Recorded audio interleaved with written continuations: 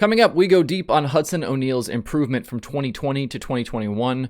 We've got details on Chris Ferguson at the Rocket chassis test, today's streaming schedule, and a bunch more.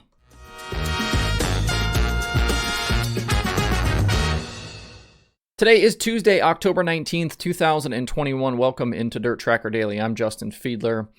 He may have come up short in his bid to win the 2021 Lucas Oil Late Model Dirt Series Championship, but I do think we'll look back on this year as the one in which Hudson O'Neal took a big step forward and became one of the top drivers in dirt late model racing.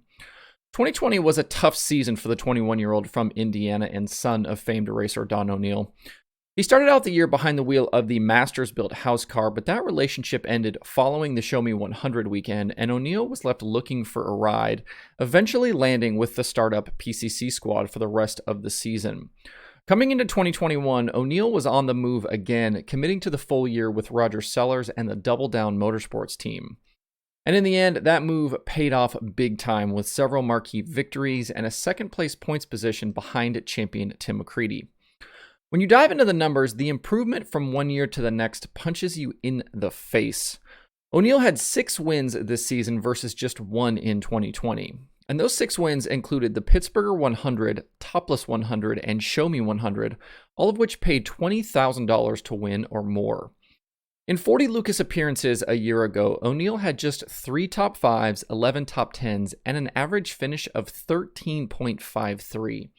His top 5 and top 10 efficiency numbers were absolutely abysmal, and he was in B mains in nearly half the races in which he competed.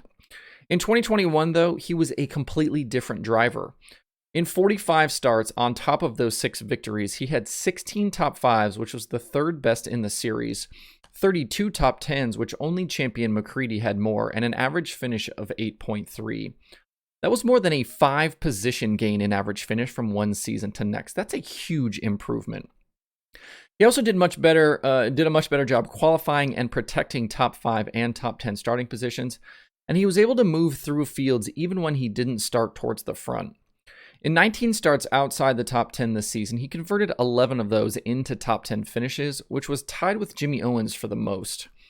He also led Lucas in feature plus minus at plus 130 for the year and was tied with Josh Richards for the most races with a positive plus minus at 30.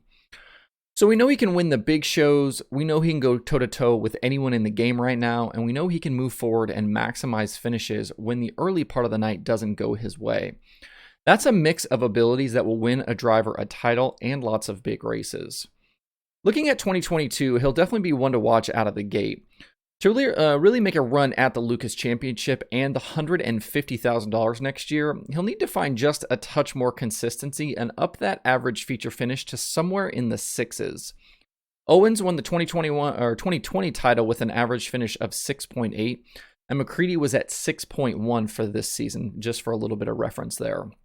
O'Neal had 13 finishes outside the top 10 in 2021, while T-Mac only had 8, so it'll be crucial to avoid those in the future. For a driver that appeared to possibly be on the brink of washing out in 2020, he roared back with a vengeance this season and got back on track in his career. To see more numbers like these on O'Neal and hundreds of other dirt racers, visit dirttracker.com/analytics.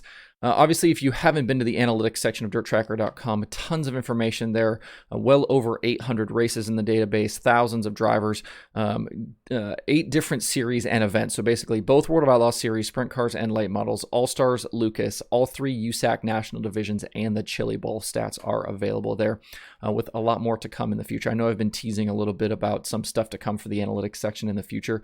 But I've been working on it here, and hopefully in the next couple of weeks we'll be able to talk about that more.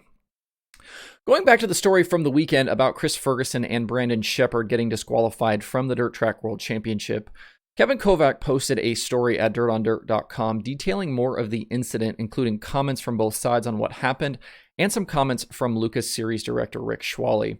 Feel free to check that out if you're curious.